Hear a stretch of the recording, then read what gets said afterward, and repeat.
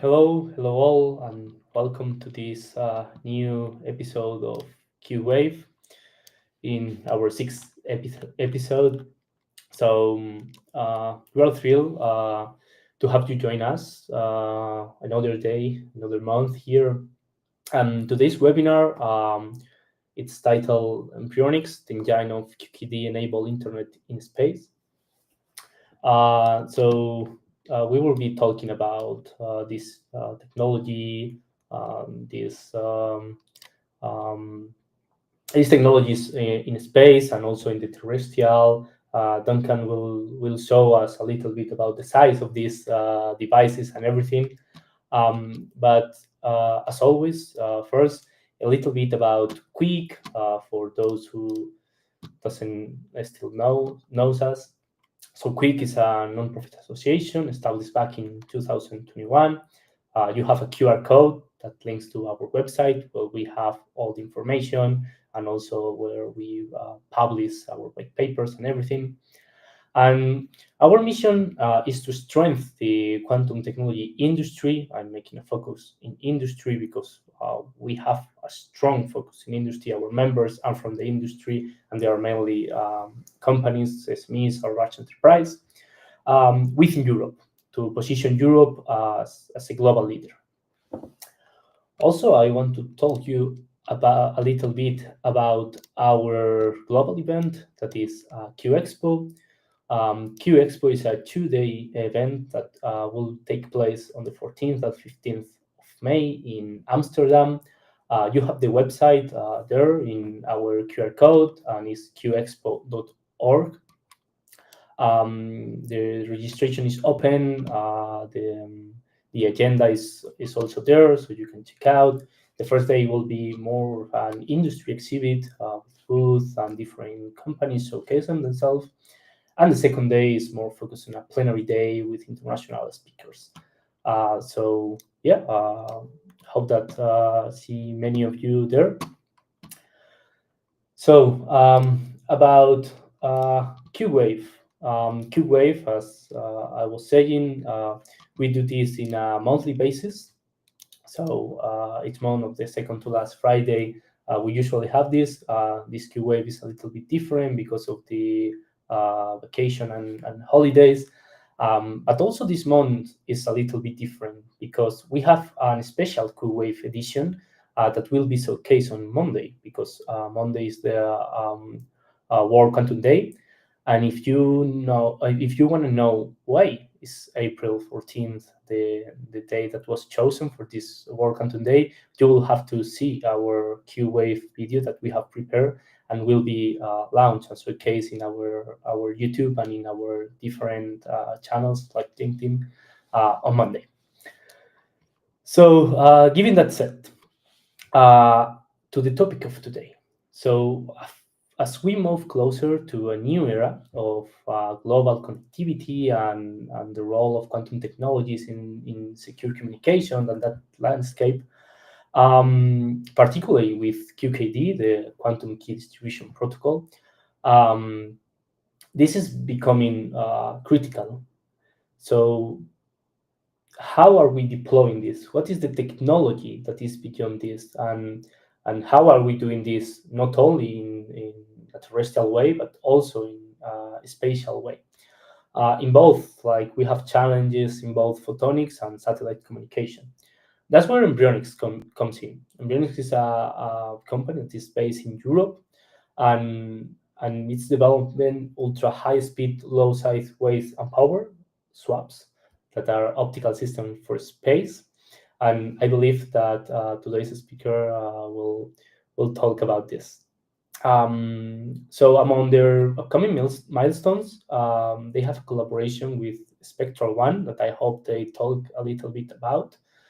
And given that said, I want to introduce you Duncan Casey and Andrew Lambert.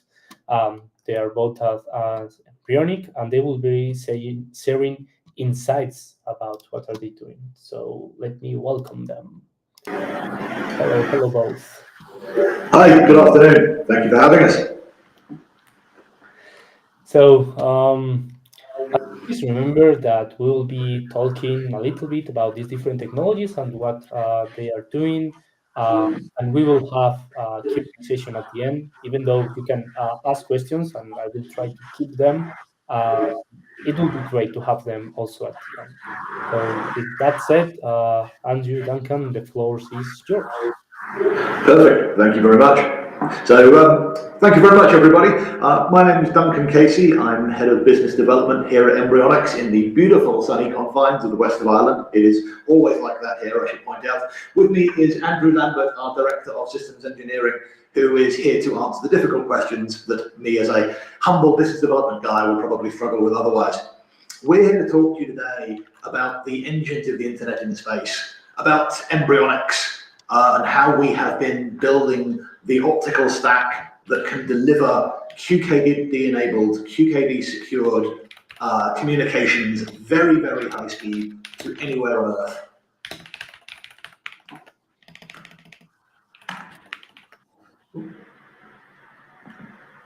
It is working, fabulous. So, I mean, the first question, I guess, is why bother?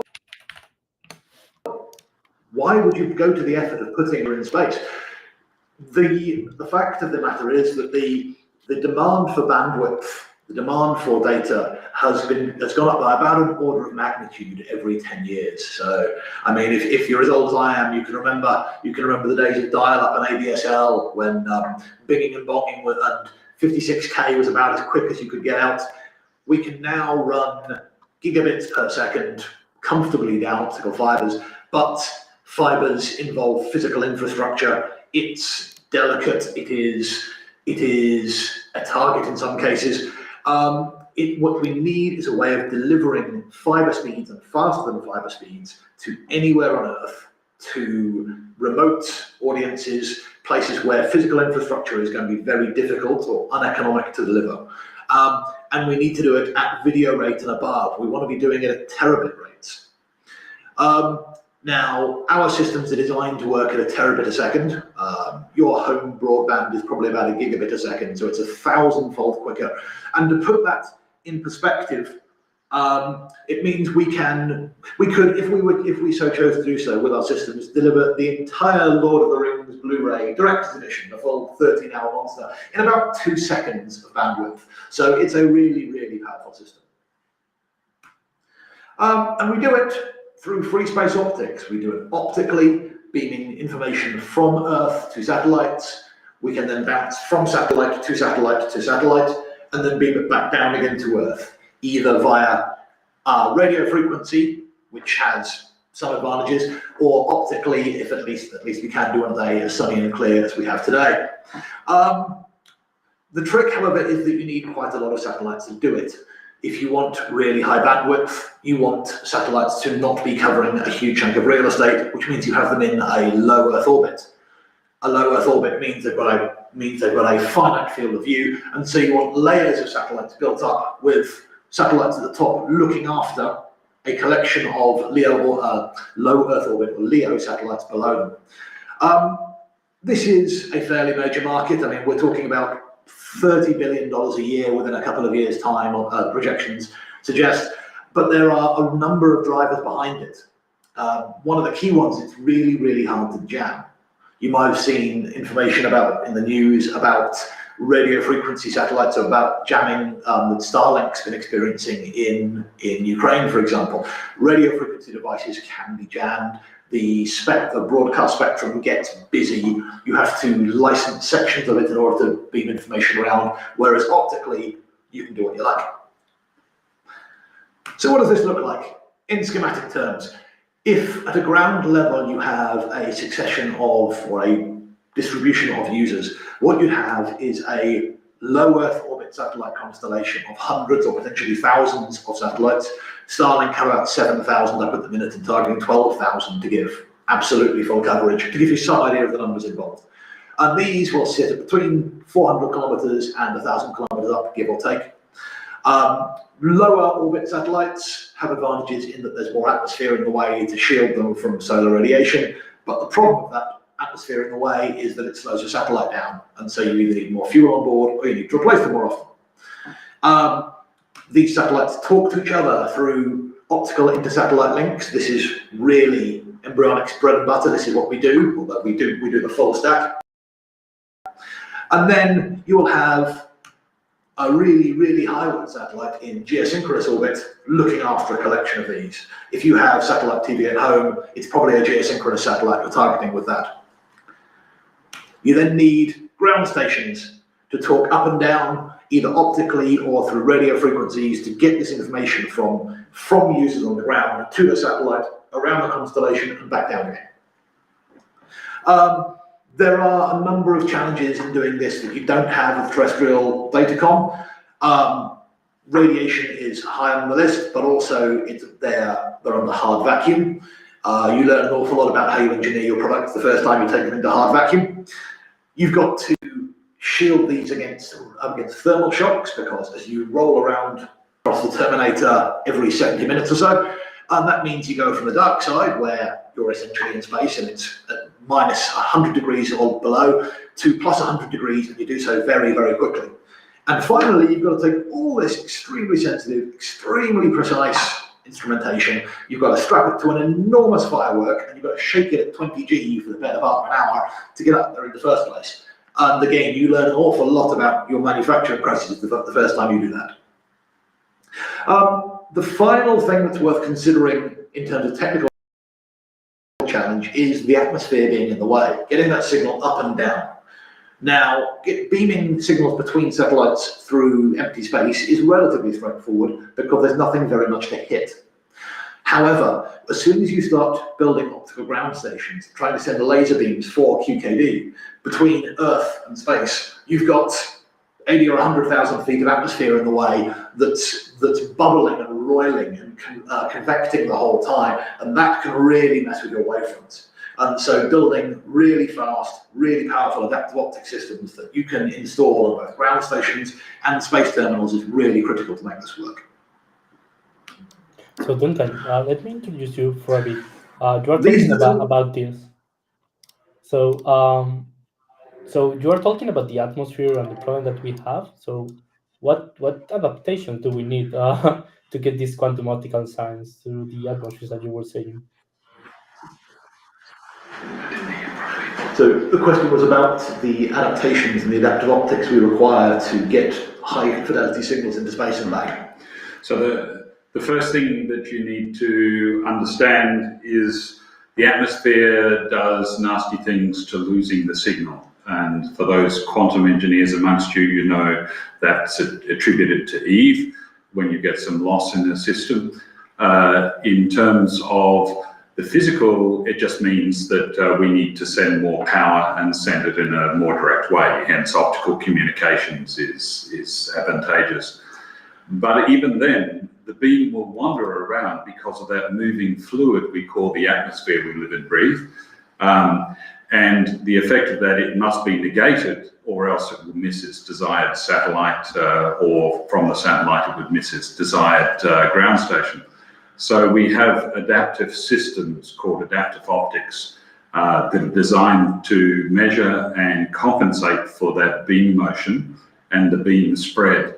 And this is a technique which is used in astronomy, but doing this on the scale of a satellite and doing it on the scale of a typical optical ground station puts some higher demands that MBRYONICS specialize in terms of building these adaptive optic systems, both photonically and using the ones you might read about in the literature. Well, that sounds like a big challenge, actually. It's one of the key USPs. I mean, there are a few key elements to our builds and to our systems that make the MBRYONICS systems so high signal to noise, so power efficient and so fast. The adaptive optics is very, very much amongst them. Okay, cool. The other thing actually worth flagging while we're on that topic is in terms of the Doppler shifts, in terms of the difficulties in tracking satellites when you're moving at these speeds. So these satellites move really fast in low Earth orbit, right? So that they're tracking at 25,000 kilometers an hour, plus or minus. They're really shifting. Can you talk about, now, if like, you are, in one sentence, what's the Doppler shift and for those who are not really into these technologies? Sorry, say that Can you again? explain about this Doppler effect that you are talking about in Yes, just one yes, sentence? yeah, Because absolutely. there are people who may not be familiar with this term. So No, of course, absolutely. So if you're standing on a pavement, not a sidewalk, and an ambulance goes past, you'll hear the note of the siren change. It'll sound higher pitch as the ambulance comes towards you, and it'll sound lower pitch as it drives away. And that's because the wavefronts being generated by the siren get bunched up in front because of the movement of the vehicle towards you. So it's all about your relative velocities. Now, in the terms of satellites, if you're in orbit around the Earth chasing one another, everyone's moving at the same speed. Nothing is moving relative to you. Yes, it's swinging around the Earth, but you are too. And so everything is relatively in the same position. It's nice and easy to track. If, however, you want to be interoperable, if you want to be able to talk between constellations, or you're on polar orbits going this way around, okay, then as you reach the poles, you can have a closing velocity. You can have two satellites moving in opposite directions, meeting at the poles, trying to communicate. Now, that means they've got a closing velocity of 50,000 kilometers an hour, give or take, which in terms of our ambulance analogy is quite a lot of squeak, right? It gets really, really, really high-pitched in laser terms, and keeping track of that is very, very difficult. So we've got extremely clever optics on board to allow us to compensate for that, and we've had to include separate laser oscillators in our amplifiers to allow us to catch and modulate those signals. But also in terms of our telescope tracking systems, we've got very, very good gimbals and fast steering mirrors and adaptive optics that mean we can track fast moving objects across the sky with a very, very high reliability and a very short lock time. that's great. Actually, that you must use that example a lot because you are really confident with that, and it's so easy to understand. I hope I can use that again. Be my guest, be my guest. It's a freebie. So, okay. Like I said, when you package it all up, it looks a little bit like this. And this is the form factor of one of our workhorse telescopes. You typically have 4 or more on top of the satellite, and at least one underneath. So you'll have one underneath to talk to ground stations, and a cluster on top to talk to other satellites, either within the constellation or above, if you're talking to a geosynchronous satellite above. They can all move independently. That is surprisingly annoying on a satellite platform because Newton's third law really bites you. Because there's no friction, every time the telescope moves, the satellite twists underneath. So you're constantly jittering and correcting. Just to prove we can actually make them, this is what one looks like. We haven't got the optics on this one. It's extremely light, extremely power efficient. The whole thing fits in a shoebox. Lighter is better because you've got to launch these things into space. And as I've already alluded to, as you're dragging these things through the atmosphere, even at the top fringes, you're losing altitude every day. There's only so much fuel you can get onto one of these satellites, and so they've got maybe a 5-year working life. Throughout that period, they're getting bombarded by radiation. They're being battered by all sorts of forces. So these things do wear out. The lighter you can make them, the easier and more cost-effective it is to put them into space. Their power consumption is very efficient. So we can do a terabit a second, like I said, which is 1,000-fold quicker than your home broadband with all of these constraints applied, but we can do it at sub 5 picojoules a bit when we're moving these around through our transceivers. Now, for the mathematicians amongst you, that is what's known in the trade as a lot of zeros, both for in front and behind. So it's an extremely power efficient system that runs extremely quickly. And one of the ways we're able to do it is through some really, really sophisticated optics. So we have, I believe, the biggest aperture on a telescope available commercially in what is probably the smallest footprint. And the way we've been able to do it is with freeform optics. So inside that telescope, which is about this big, there is a Newtonian reflector telescope, like the ones you use to look at stars, that big. And we do it by using what are effectively circus mirrors, carnival mirrors. There's no axis of symmetry inside. Each is wobbly. It's fixed in place, but the light, the beam path in it is bounced around inside the chassis to give us an extremely long beam path, but only encounters the collector at the very last pass. So it's an unobstructed aperture. It's the biggest one on the market, and we get an extremely high focal length into a tiny little box. So it can run very, very fast. It can run with very, very high signal to noise over very long range, and we can run coaxial QKD signals so that you can make sure what you've got coming in is absolutely secure. Our first commercial demonstrator launch is actually going to be for a quantum application. We're working with Spectral. So Spectral are a spin out from the National University of Singapore. There's 10 or 12 years of research behind it, as is the case of every overnight success. And they've been engineering commercially since 2019, give or take. So their technology stack has looked like this. They started out working with balloons and very, very small systems going up into the stratosphere and doing through atmosphere signaling that way. They've worked with correlated photons and entangled photons, and now they're developing quantum key distribution systems that are ready to go to orbit and will be launched around Easter next year. The mission itself is a collaboration between Spectral, who are mission leads, Kongsberg NanoAvionics, who are making the satellite chassis itself, and MBRYONICS, who are building the QKD bench. Who are building the optical front end with the QKD coaxial beam in it, which looks a lot like this. This is obviously just a 3D print of it, but just to give you a sense of the actual size of this, that is a full-scale model of our optical terminal. And along the top, you can see alongside the main aperture, you have a beacon line, so we can find the thing when we're setting up our ground stations, and you have a QKD coaxial beam that's going to be sending your quantum encryption information alongside at maybe 1% of the power of the main signal beam. So you really, really need to squeeze signal to noise out of these things. You need a very, very tight link budget. You need to be very, very confident in the power of your optics.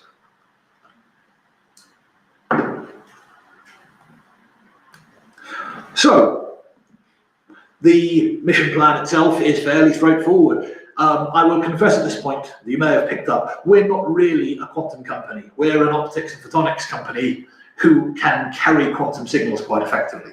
So, on the Spectral 1 satellite, the optical payload is our component.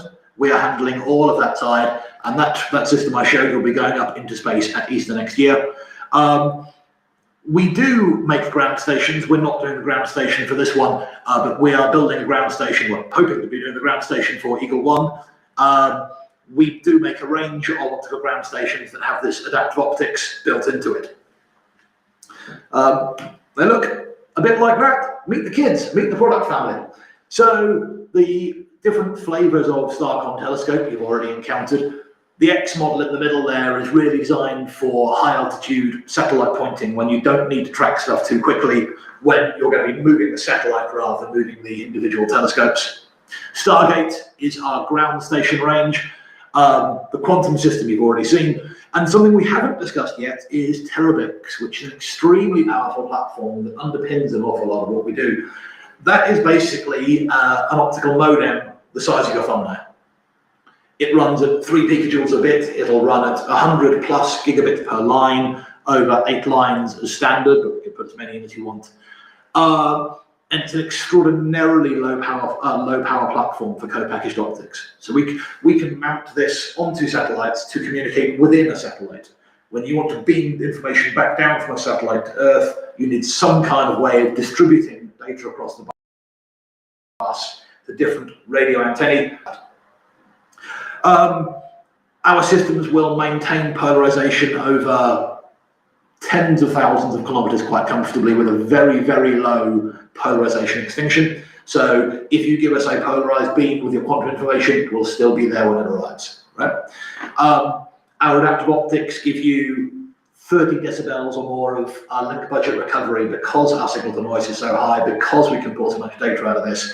So we have quite substantially better links than anybody else in terms when you're squeezing for data to pick up your 1% amplitude QKD signal. So it really is a very sophisticated platform for QKD applications. And underpinning all of that is, oh, sorry. Shoot. So regarding that, I have a question. Like, can you walk us through the technical challenge of maintaining this polarization fidelity in these optical systems for QKD, especially like in over inter-satellite links? Like, I'm really curious. So yes, we can. Any optical system is the start point of maintaining the polarization. In quantum key transfer, or in quantum in general, you do not want to interfere with the state of polarization. So you must do everything you can to maintain that polarization. For your viewers, polarization is one of the modes that you can transfer quantum information. Polarization is, in physics terms, is the direction that the electric field vector propagates as it goes along an optical beam over time.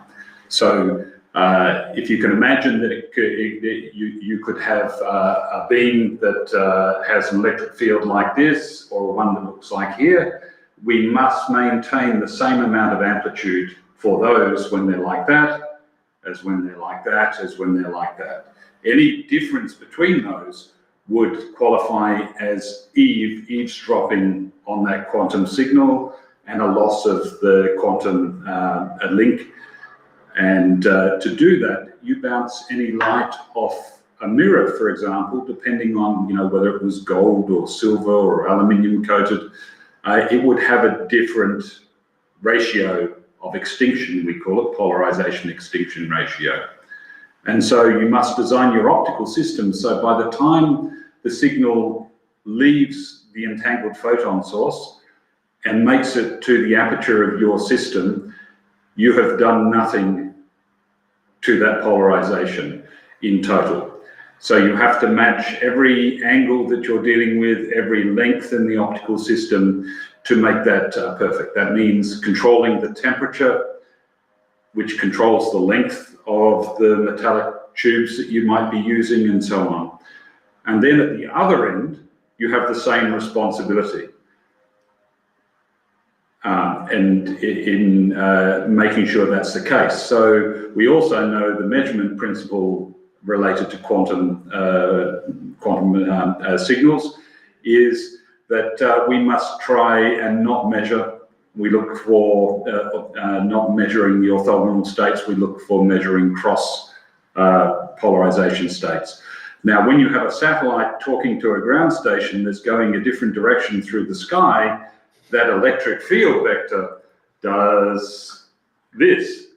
And so in combination with the satellite and the ground station, you must be able to rearrange it so that you look like you haven't tampered with that signal by the time it arrives at the detectors. And that's a huge challenge for free space quantum communications. That's probably enough depth for that.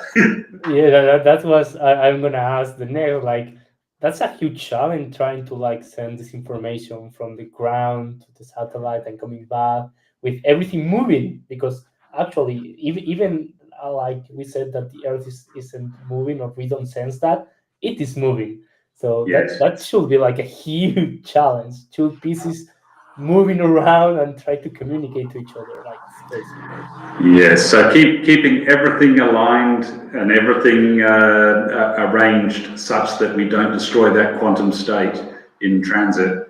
That's fundamentally the secret to running quantum key distribution on an optical communication beam. Yeah. Also, we have been talking about quantum key distribution, and as I have asked the Doppler effect, and you have this fancy ambulance example, do you have any similar one to explain in just one sentence what QKD is, just in case someone here doesn't really know what's that? Do you want to do it? So encryption is largely based on random numbers, right? And traditionally that's been based on a computer program, but computers don't do random. Computers can't do random. If you are programming a computer, then even asking it to come up with random numbers, there is a program underpinning that. And if you have a sufficiently powerful machine, then you can work out what that code is. You can work out what the program writing that random number is based upon, and retro-engineer it. So you can break one of these things if given sufficient computing power. A quantum random number is based on the random noise of the universe, right? Which is about that's pretty damn random, right? You're looking at quantum fluctuations in the fabric of reality. I'll take that, when you're trying to find something hard to break. So unless you've got somebody who can retro-engineer the entire universe, they're not going to be able to come up with the same number string you've used as the basis set for your encryption. The challenge then is delivering that, because you having a random number that is unbreakable is fabulous, but the other guy, the other end of the phone call, has to have it as well. And the real trick is to be able to do that in such a way that you can tell if anyone's read your mail. So you use an entanglement technique, or a variety of entanglement techniques, to be able to provide confidence that the only person who has that identical string to yours is the intended recipient. And if anybody has read your mail on the way through, then the signal is changed. There is a telltale that says, don't use this message, do not trust this message, it has been tampered with. Now, the trouble for us is that there's an awful lot of moving parts in between a satellite doing 25,000 miles an hour that way and us doing whatever speed we're doing this way through a soup of atmosphere, right? That doesn't look like somebody eavesdropping. And so tuning it just right so you maintain security while not triggering a million false positives is the secret sauce to the mix. Okay, thank you. I think it's well understood, but I like the way you explain these things with these examples, actually. Cool. So we'll talk about some of the engineering underneath then. An awful lot of energy goes into our energy, not the system energy, goes into signal processing and getting these signals around. And so what you can see on the screen there is essentially a schematic version of how these systems work, where you have a signal coming in one end that is processed to make it into from a digital signal into an analog optical signal. Think of it as Morse code, really, really, really fast, pushed through a free space optical link, that FSO there, caught the other end by a matched telescope, and then converted back. So for all of those technical drawings there, you can basically think of them as modems, right? We'll use modem and transceiver largely interchangeably. And a coherent transceiver, confusingly, isn't just one based on lasers, because they all are, but it's one where the amplification is based on lasers, but based on a coherent laser source, which gives you extremely high signal-to-noise ratios on amplification with an extremely efficient process, meaning that we can move these signals around at 100 G+. We can do it over 100,000 kilometers fairly comfortably. We can go much faster at shorter ranges, and we can do it all at 5 to 6 picojoules a bit. So we have genuinely world-leading efficiency on this. Generating that efficiency is hard because it's in some kind of non-intuitive processes that you lose energy. This is a schematic of what's in the box, into a block diagram showing what's inside one of our coherent modems. The issue is that when you're sending data this quickly, you're modulating your signal, you're flipping your signal very, very, very quickly.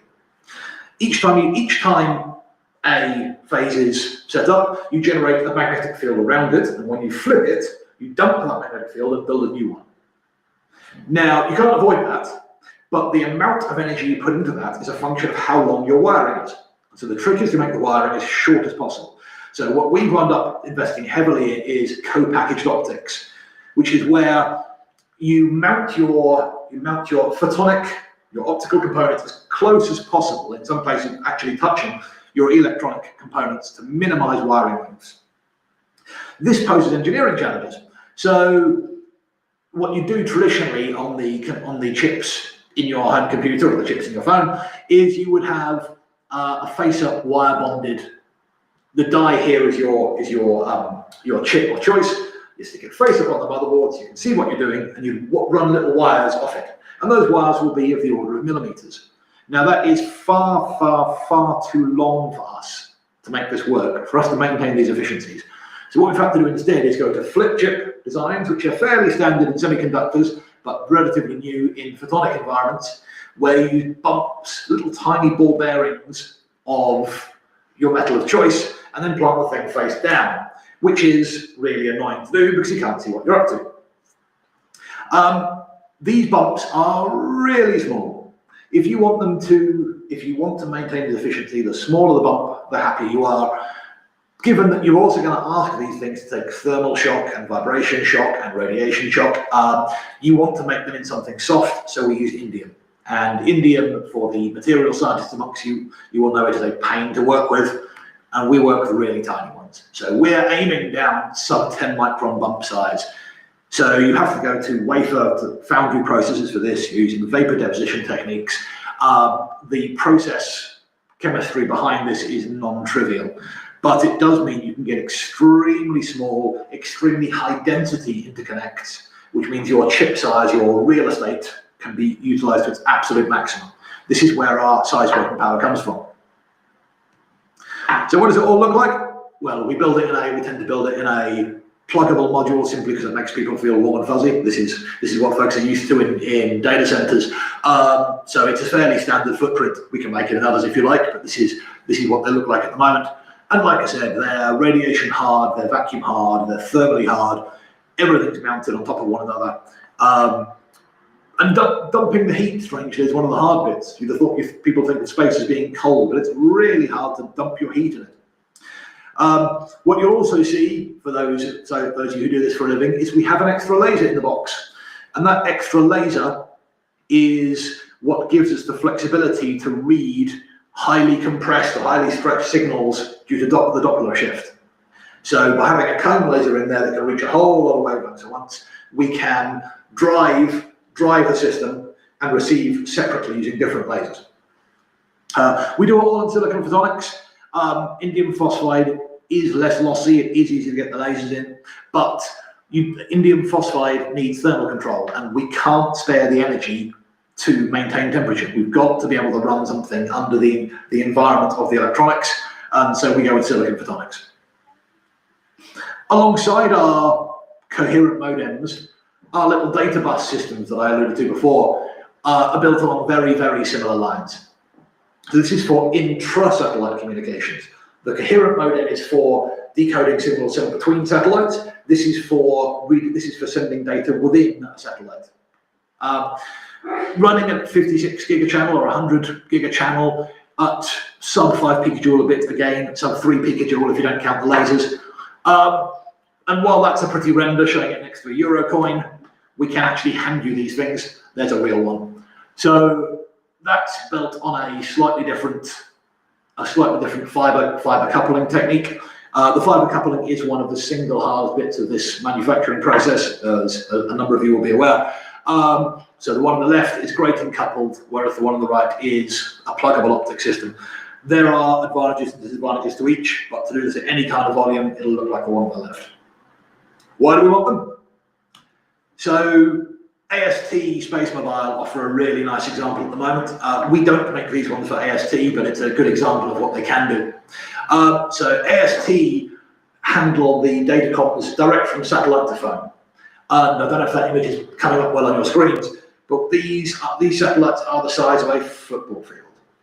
It goes up in a box and it unfolds like a Michelin map to form these enormous arrays of tiles that look a little bit like that, where the brain, the FPGA in the middle, does all the thinking, and then has to beam signal out to all the tiles around it, each of which will have a little electronic chip on board to do the kind of local data management. To zoom into that again, what you need is, what you have on those individual tiles is lots and lots of radio frequency beamforming antennae. You're making a synthetic aperture. What it means is that rather than having one thumping great big antenna, which would essentially send your mail to the whole eastern seaboard of the United States, you can turn on different patterns of these antennae, which gives you beamforming. You can make a spot and say, just this person, just that person, just this region is going to receive this signal. But to do that, you need a really, really efficient data bus, to get terabit a second from that central brain out to each one of these tiles individually. There. And this is where terabits comes in. Where the blue boxes there are our terabit systems. They act as the modems either side. So one side you'll have the digital signal processing and the FPGA. On the other side you'll have the application-specific integrated circuit, and in between you have these terabit systems acting as modems. Now you can do it in copper, right? The kind of traditional way would be to use coaxial copper cables, but that means you've got to haul an awful lot of copper up into orbit. It weighs a ton. That's going to damage your cost of launch budget. It also doesn't like radiation very much. It doesn't like ultra low temperatures. It doesn't like high temperatures, and it really doesn't like radiation. Whereas fiber optics simply don't care. So we can run faster, we can run lighter, we can run more efficiently. So where are these technologies at the minute? I've showed you lots of cartoons. Where are they really? So we are, it's going to work. It is. We are here. So we can hand you a Starcom telescope. We can't hand you hundreds, but we can hand you Starcom telescopes and they will work. We can hand you terabit systems that'll work. We are working up our ground station. Our ground station, actually, quite a lot of the energy has gone into building out aircraft tracking interlocks, because the thing about trying to reach orbit with a laser is you need quite a lot of power in quite a small space, and it's really bad for a peak business if you're cutting hang gliders in half on the way past. So we've had to build our own intelligent interlock system designed to recognize when something is flying nearby the beam and automatically shutting it down. We're currently developing our ground station systems into mobile models that can be hauled around by vehicles and deposited in the field, either for remote locations that are inaccessible in terms of infrastructure development, or just in terms of avoiding clouds, just going where the weather is best. It's also worth flagging that we do this all in-house. So 85 or 90% of our hardware is designed and manufactured in-house. We don't have our own foundries, we don't do our own wafers, but we do everything else. And very, very little of what's in our box is off the shelf. We have our own clean rooms. We have a couple of 100 square meters you can see examples of here. We have a new 600 square meters that opened literally yesterday. In fact, the rest of the team are currently eating pizza to celebrate the fact that it's open. And we're expanding rapidly as a result. We have the world's best, I promise you, the world's best CNC mills in a light industrial lockup unit behind a supermarket. Go figure. But we've managed to get our CNC mills down to sub-micron precision. They're absolutely phenomenal. And what we're doing is we're making these tools available to the photonics community. We would like, we don't need all this production capacity all the time. And when we don't need it, we'd like to make it available to other people.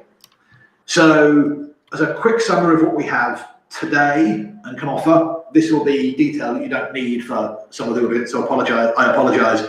But for those of you to whom this is useful, this is what we can offer at the moment. That is a genuine photo of package assembly going on in one of our lines.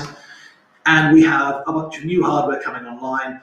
The ultra-fine indium bumping in particular, we're very excited about, because indium will go down to sub to millikelvin quite comfortably. It's one of very few metals that's comfortable at those temperatures. So we can do electrical interconnects at the temperatures that the quantum community needs for computing and for sensing, and we can do photonic readouts on those systems.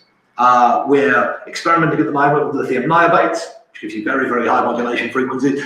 And we have automation coming in for all our processes to make them quicker, so we can go to larger scale. None of that is cheap, but on the plus side, the nice people at the European Commission have given us some money to make it cheaper.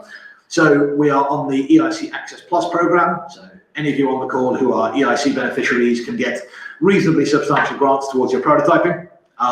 We're on there. That's a rolling service, so do get in touch. We've also applied to provide these services through QPilot and through Europractice and others. There will be more. So if we can help you prototype out and pilot out your early stage models, we'd be more than happy to help you do it. So please do get in touch. So who does all this? These are our founders. They won the Ernst & Young Entrepreneur of the Year award last year, which was fun. We're rapidly scaling up. There's 80 odd of us at the moment, although that may be out of date because we hired a bunch of new people on Monday. And we have the full spectrum of skills in-house. So we're able to support in consultancy basis if you're looking for help to design out photonic platforms. We have extremely good engineers, and particularly on the photonic packaging side, which is where skills are hard to find. We've got a pretty comprehensive line there, and we have engineers who would be keen to talk to you to see if we can help you develop this stuff. We're out on the west of Ireland. We're on the far fringes of the Eurozone, but I promise you we're still in the game. My London accent may declare otherwise, but we're out here on the gloriously sunny Atlantic coast of Ireland.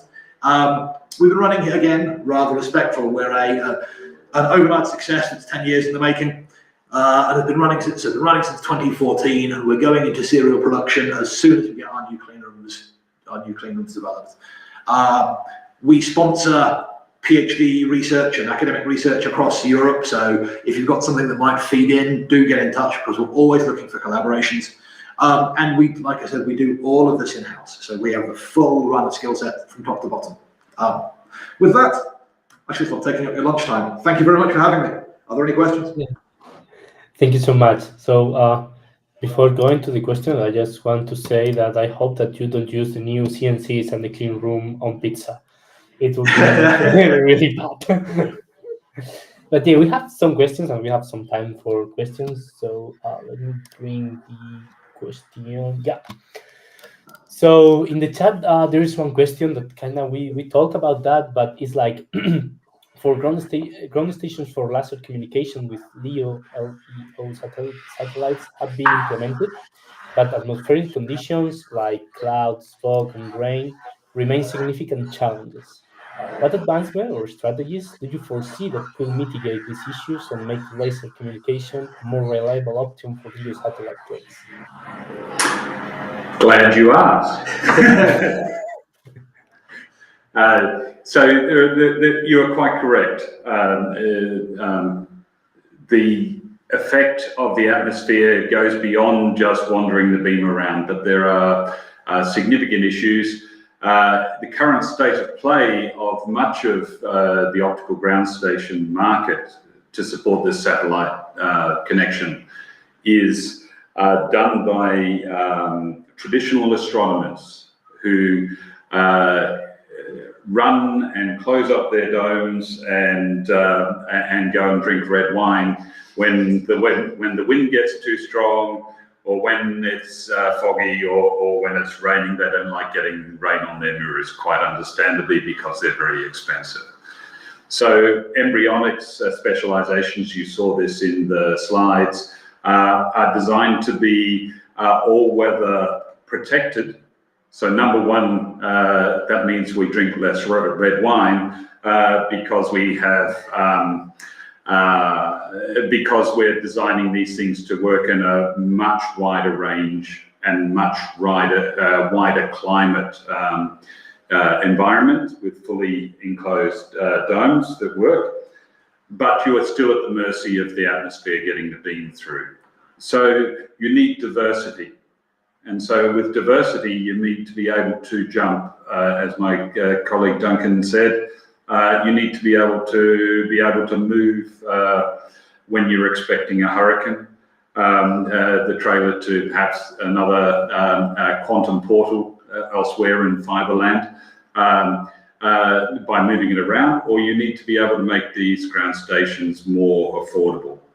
And so therefore the market for optical ground stations in support of laser communications is effectively wide open, and that's largely why the MBRYONICS business includes our optical ground stations.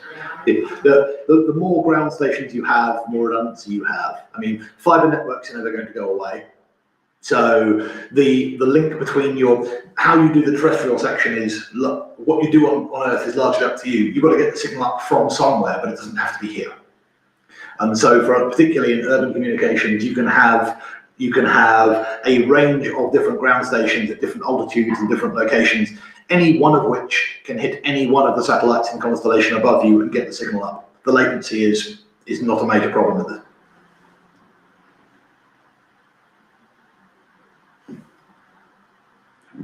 We've lost audio. Oh.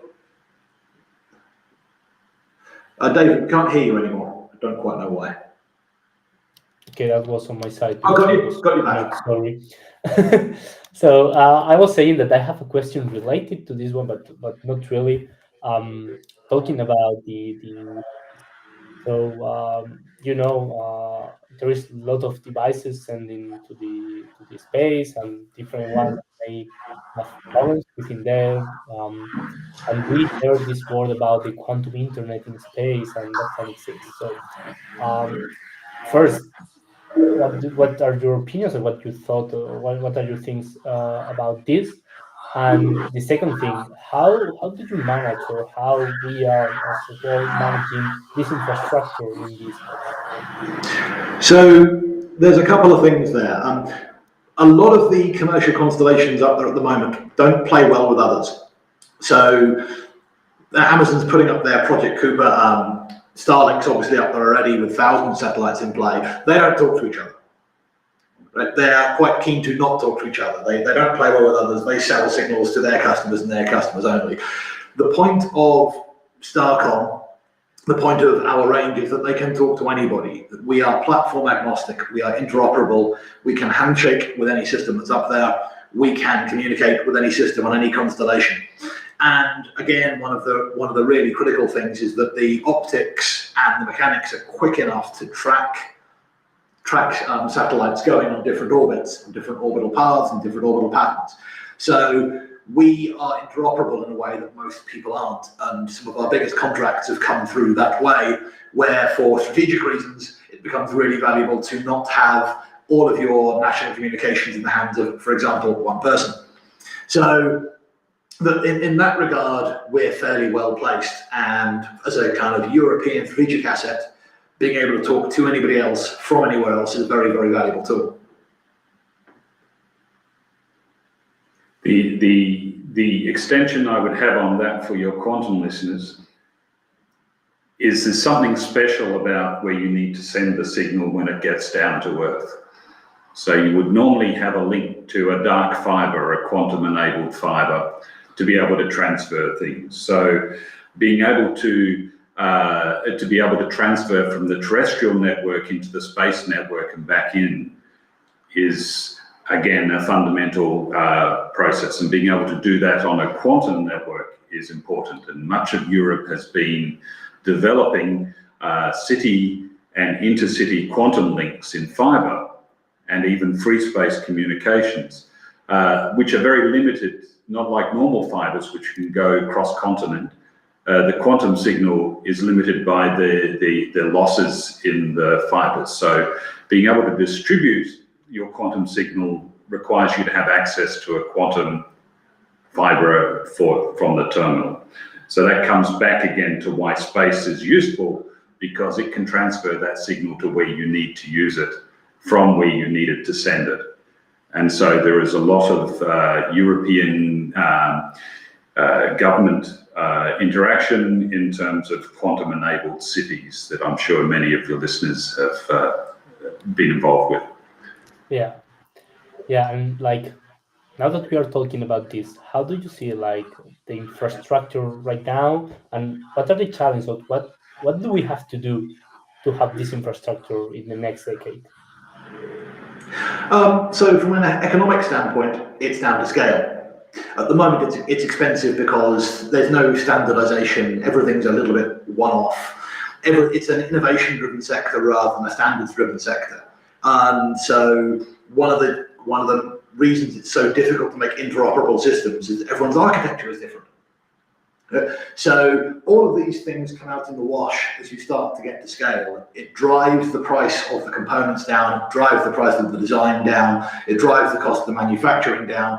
It gives you this redundancy that helps you get around weather conditions or climatic conditions or whatever. It means you can connect between local dark fiber networks much more effectively. So, I mean, from that regard, it's a scaling issue, and there are projections that suggest the silicon photonics market will go the same way as the semiconductor market has done, towards almost a commodity. Launching stuff into orbit is still going to be a specialized tool. You're still going to need to design things differently for the constraints and the difficulties of space, right? But in terms of the ground side particularly, you can drive it simply through the economics of scale.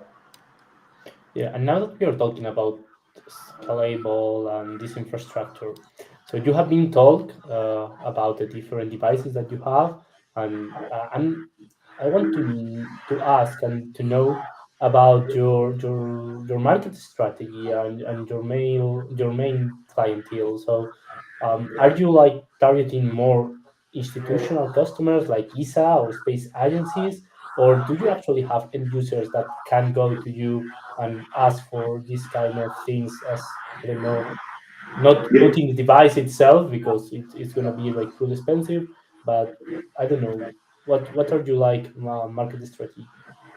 So, I mean, we do work with space agencies. A number of our systems have been developed with ESA. We have a major program with DARPA in terms of this interoperability. But the future of the sector is in commercial telecommunications.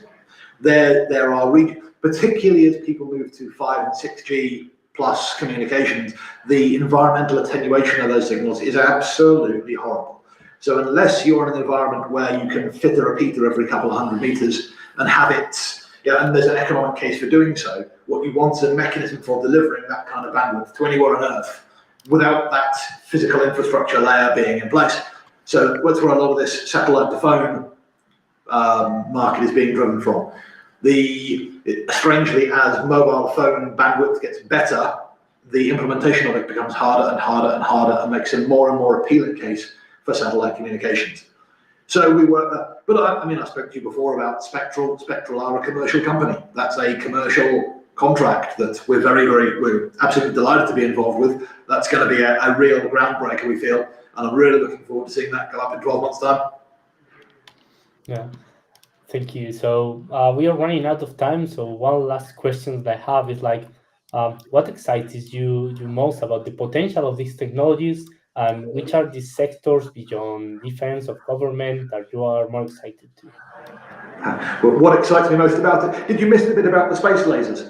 I mean, I get to make space lasers, right? That's why I get out of bed in the morning. In terms of the industry sectors, like I said, telecom is going to drive a huge amount of it, and whether some of that's going to be civil and some of it's going to be governmental. Simply the security that we can deliver, both in terms of point-to-point signal and delivering QKD security alongside that, means there's nothing very much that's going to be better than this, for a while at least. It's almost impossible to jam, so not only can no one else read your mail, they can't stop you reading it, right? You don't have to worry about congestion in the broadcast network or the broadcast spectrum because you're coming down a single channel. It's very, very tight beam. You can be confident it's getting where it's supposed to be going. So that's what's going to drive the market. Down the road, it may wind up that the little terabits units that we discussed become a data center play. Right? They're not there yet because we're not at the volume yet. Again, this comes back to volume economics, but they don't get hot. The reason they can run so efficiently is they don't get hot.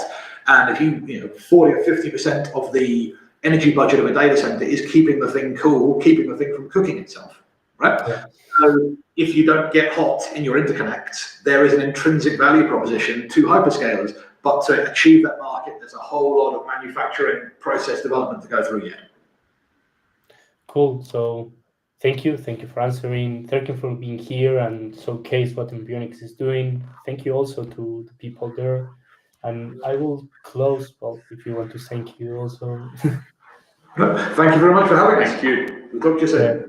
So I'm gonna close just with a slight reminder that you can follow us on our LinkedIn, also the YouTube channel, like the videos, subscribe, that kind of things that really help us to keep growing and to keep making these webinars. So you have there some QR codes. Yeah. Thank you again for being here, and bye.